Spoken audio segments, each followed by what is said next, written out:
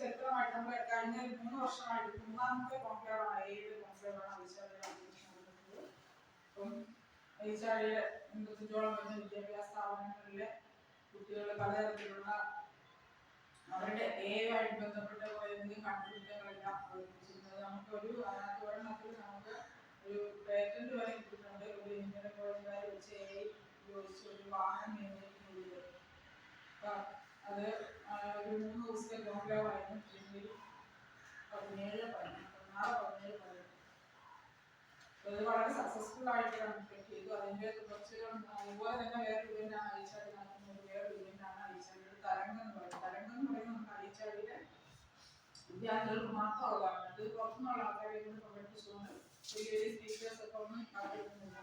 ഐശാടി തരംഗം എന്ന് പറഞ്ഞാൽ ഐശാടിയുടെ കലോത്സവം, നമ്മുടെ യൂണിവേഴ്സിറ്റിയുടെ എല്ലാ കലോത്സവം നടത്തുന്നതുപോലെ തന്നെ ഐശാടിയുടെ സ്റ്റുഡൻസിന് വേണ്ടി അവരുടെ ടാലന്റുകൾ പല രീതിയിലുള്ള ടെക്നിക്കൽ രംഗത്തായാലും അതേപോലെ കലാ രംഗത്തും കായിക രംഗത്തും എല്ലാം ഉള്ള ടാലന്റുകൾ തെളിയിക്കാൻ വേണ്ടിയുള്ള ഒരു കലോത്സവമാണ് ഐശാടി തരംഗം എന്ന് പറയുന്നത്.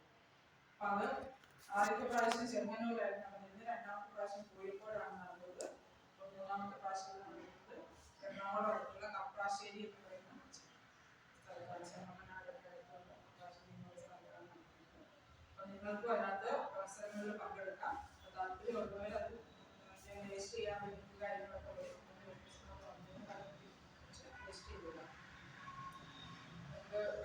പാട്ട് പാടാൻ അല്ലെങ്കിൽ എന്തെങ്കിലുമൊക്കെ രീതിയിലുള്ള കാര്യമാണോ പറയാൻ കഥാപ്രസംഗമോ അങ്ങനെയുള്ള എന്ത് കാര്യവും